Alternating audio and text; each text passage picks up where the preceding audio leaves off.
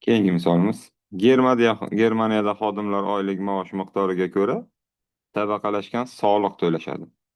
Hisobchi soliq chegirmalarida ishchi oladigan pul miqdorini hisoblash formulasini Seyber katakchasiga, mana shu yer Seyber emas, bu C2 katakchasi bo'lishi kerak. C2 katakchasiga ushbu formulani, demak, ushbu ko'rinishda yozib, C7 katakchasiga avtoto'ldirish qildi. Demak, mana bu katakka yozgan va bu katakkacha nima qilgan? Tortgan. Shundan so'ng hisobchi A2 va A7 kataklar blogini belgilab, ushbu amalni bajardi. Tartibladi. Avval, ya'ni alfabet bo'yicha, mana Adan Zgacha alfabet bo'yicha buyrug'i, keyin esa Vadayu, bu bo'lim tanlandi. Bu bo'lim, demak, дальнейшее действие deydi. Avtomatik разрешение. Ya'ni belgilangan diapazonni o'zini deyapti. Soliq chegirmalaridan so'ng maoshi ushbu oralıqda bo'lgan xodimlar sonini toping debdi. Demak, maoshi 7 ming va 1000 oralig'iga tegishli bo'lgan xodimlar sonini topishimiz kerak. Biz bunaqa misollarni ishlashda mana bu tartiblashlarga e'tibor qaratmaymiz. Bu umuman bizga aloqasi yo'q. Biz faqatgina mana bu formulani C2 katakka va C7 kataklarda chiqadigan natijalarga e'tibor beramiz. Birinchi topadigan demak nimamiz? Nimani topamiz birinchi? Birinchi biz topishimiz kerakki, mana bu yerdagi to'xtagan, demak, qiymatni. E, Birinchi mana bu qiymatga qaraymiz. Mana bu yerga formula yozilgan. Mana bu yuqoridagi formula mana bu. Demak, 12500 ekan. Formulaga qaraymiz. 12500 bo'ladigan bo'lsa, demak, qancha maosh yoziladi bunga? O'shani ko'ramiz. Birinchi mana B2 katakda 12500 qo'yadigan bo'lsak, yana bu yerga 12500 qo'yadigan bo'lsak, bu kichkinami? 8000 dan? Yo'q, kichkina bo'lmadi. Demak, bu bajarilmaydi. Biz buni bajarmaymiz. Keyingisiga o'tamiz. Ana bu yerga qo'yamiz. 12500. Bu yoqqa B-ni o'rniga qo'yamiz. Mana bu yerga 12500, mana bu yerga 12500. Kichkinami? 12000 dan. Yo'q, bu ham bajarilmaydi. Demak, bu qism ham bajarilmaydi. Va keyingi qism bajariladi. Mana bu qism bajariladi. Bu qismda nima deyilgan? Demak, B2 ni 12500 dedik. Demak, ayiramiz. 12500 ning 30%. Demak, buni foizini topib chiqamiz. Ya'ni 30% topamiz. 12500 demak 100% bo'ladigan bo'lsa, demak, x bu 30% bo'ladi. Demak, 12500 ko'paytirilgan 30 teng bo'ladi 100x. Demak, bu ikkita bilan bu ikkita ketadi. Bizda qolyapti 125 ko'paytirilgan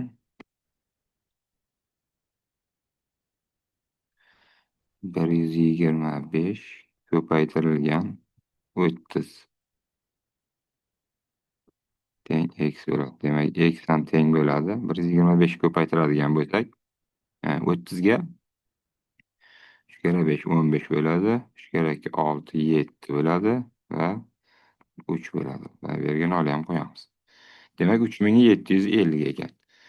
Bu teng bo'lyapti 3750 ga. Demak, shuni ayiramiz 12500 dan. 12500 dan ayiramiz 3750 ni. Mana shuni ayirsak, bizga javob kelib chiqadi. Demak, bu 0, bu 5 bo'ladi. Demak, 7 hamda 8. Bo'ldi, mana birinchi katakchamizning qiymati kelib chiqdi. Mana shu birinchi katakchamizning qiymati bo'ladi mana bu.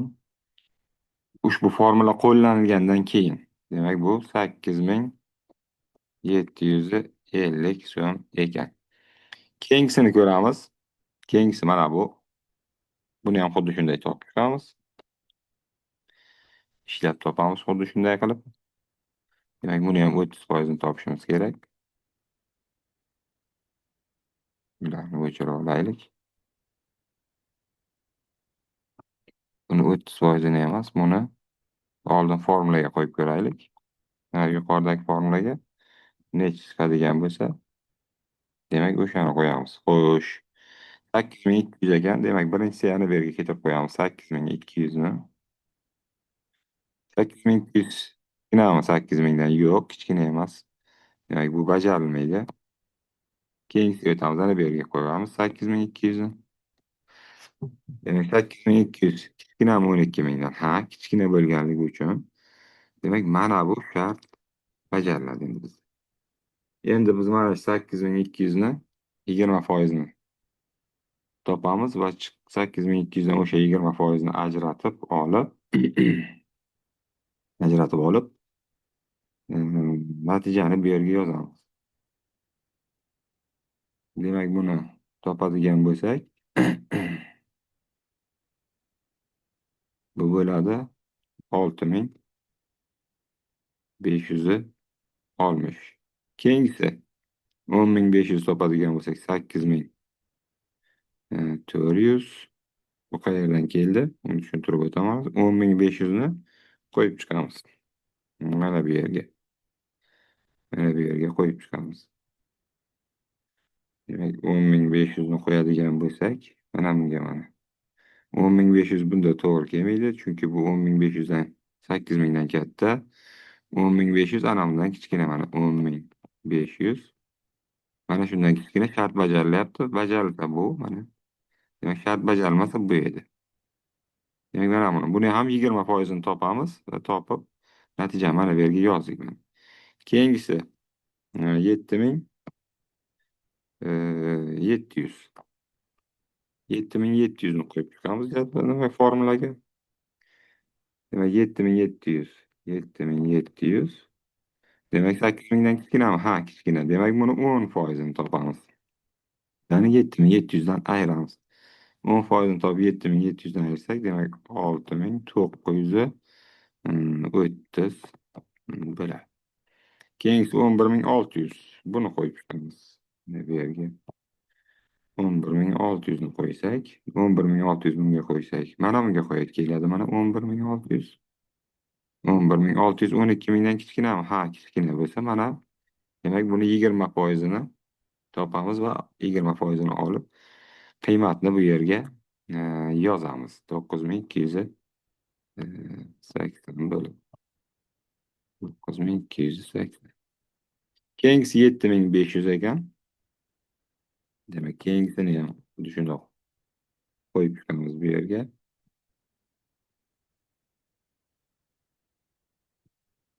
7500 mana. 7500 8000 dan kichkinami? Ha, kichkina. Kichkina bo'lganligi uchun mana bu formulani topamiz. Demak, 7500 ni mana oxirgisini ishlab ko'rsataymi. 7500 100% deb oladigan bo'lsak, mana 100%, biz 10% ni topishimiz kerak. X 10% deb olamiz. 10%. Buni mana bu tarzda yozib chiqamiz. Ya'ni bu qaychi usuli deyiladi matematikada. Proporsiya. Demak, 100 x teng bo'ladi 7500. 10 ga ko'paytirsa 75000 bo'ladi. Demak, mana bu ikkita nol bilan bu ikkita nol ketadi. X teng 750 bo'ladi. 7500 dan 750 ni ayiradigan bo'lsak, 6750 qoladi. Demak, 7500 ayrilgan 750 bo'ladigan bo'lsa, bu 0, bu 5 bo'ladi. 7, bu 6 bo'ladi. 6750 bo'ladi. Va 6750 ekan. Endi shartga qaraymiz. Pastda mana yana shart bergan bizga. Aytyaptiki, 7000 va 10000 oralig'ida oladigan, ya'ni bo'lgan xodimlar sonini toping deb. Demek birincisiga qaraymiz 7000. Mana 8750 haqiqatdan 7000 va 10000 oralig'ida bor bu. Mana bu. Keyingisi 6500. Bu 7000 va 10000 oralig'ida yo'q. Bundan tashqarida u. Keyingisi mana 8400. Mana bu bor. Undan keyingisi 6930. Yo'q. Bu ham 7000 va 10000 oralig'ida yo'q. Bular yo'q. Keyingisi 9280 bu ham bor mana. Undan keyingisi 6750 bu ham mana bu oraliqlarda yo'q. Demak, javob 3 ekan. A javob to'g'ri kelyapti mana. A javob. Javobimiz shu bo'ladi.